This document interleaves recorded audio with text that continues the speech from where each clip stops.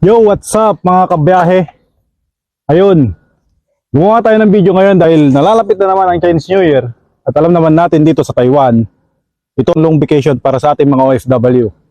So, karamihan dyan gumagawa ng long rides tulad ng sinasabi nilang Taiwan Loop. Hindi lang mga kapwa natin Pilipino na mga riders dito sa Taiwan yung gumagawa ng Taiwan Loop. Maraming mga ibang lahi na gumagawa din ng Taiwan Loop dito sa Taiwan. And sa Taiwan Loop, based on my experience na 2 beses na ako nakapag-Taiwan Loop noong nakaraang taon, 2023. So, napakadaming struggle sa daan. Dapat prepared kayo.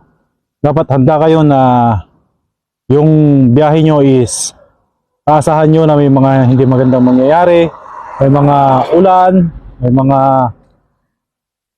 kumbaga magkakaligawan, magkakawalaan, ganyan.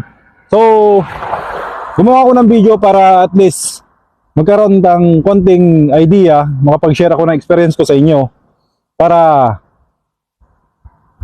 makabawas man lang ng aberya sa daan. Kailangan prepared. Unang-una, magdasal tayo. Kailangan prepared yung katawan natin, yung motor natin. Tapos magdala ng mga tools, magdala ng mga kailangan. Tapos, advice ko, yung mga nagli-lead ng rides, huwag nyong iiwanan yung mga kasama nyo. Huwag kayo maghahabulan sa daan. Maintain lang yung speed. Tapos, obey the traffic rules ng Taiwan. At, higit sa lahat, pag alam nyong medyo masama na yung panahon, huwag nyo itutuloy yung biyahe nyo. Magpatila muna kayo ng malakas na, kung umuulan man o ano, kailangan patilahin nyo muna siya.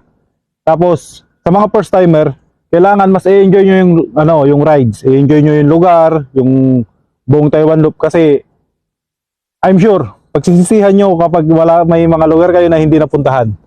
So, ayun na nga.